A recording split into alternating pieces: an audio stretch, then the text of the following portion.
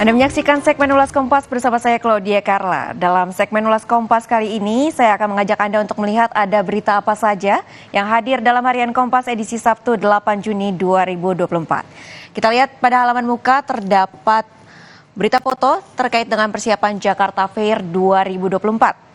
Pekerja memasang ornamen di salah satu stan peserta Jakarta Fair Kemayoran 2024 di Jakarta International Expo. Jakarta Fair yang menjadi acara tahunan untuk memeriahkan HUT Kota Jakarta itu akan berlangsung 12 Juni sampai 14 Juli 2024. Selanjutnya saudara, pada bagian atas sebelah kanan halaman muka terdapat informasi terkait obral izin tambang berpotensi menambah masalah. Pekan depan pemerintah bakal menerbitkan izin tambang untuk Badan Usaha Pengurus Besar Nahdlatul Ulama atau PBNU.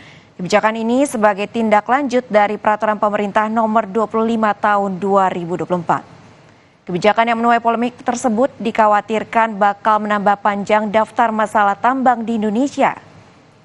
Menurut Menteri Investasi Kepala Badan Koordinasi Penanaman Modal Bahlil Lahadalia, izin bagi PBNU untuk mengelola lahan bekas tambang milik PT Kaltim Primakul itu ditargetkan keluar pekan depan. Ia belum bisa membuka informasi perihal seberapa besar cadangan batu bara yang terkandung dalam lahan bekas milik Bakri itu. Lalu selanjutnya saudara, pada bagian bawah halaman muka terdapat informasi mengenai Indonesia terbuka. Motivasi berlipat, sabar hingga berhasil tembus semifinal. Motivasi berlipat mendorong ganda putra Indonesia, Sabar Karyaman Gutama Muhammad Reza Palevi Isfahani tampil gemilang hingga berhasil melangkah ke semifinal Indonesia terbuka untuk pertama kalinya. Sebuah capaian luar biasa karena jalan terjal harus dilakoni pasangan ini sebelum mengikuti turnamen. Sabar langsung berbaring sedangkan Reza berlutut sambil mengacungkan dua jari saat kok pengembalian Lee Ji-hye membentur net. Sabar Reza tak bisa menyembunyikan kegembiraan mereka.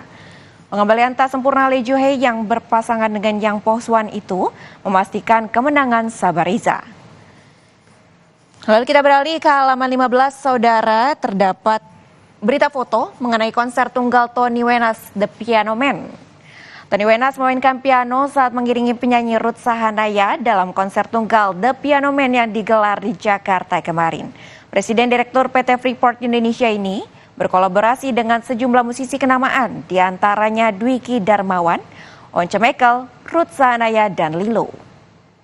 Informasi selengkapnya dapat Anda baca di Harian Kompas edisi Sabtu 8 Juni 2024.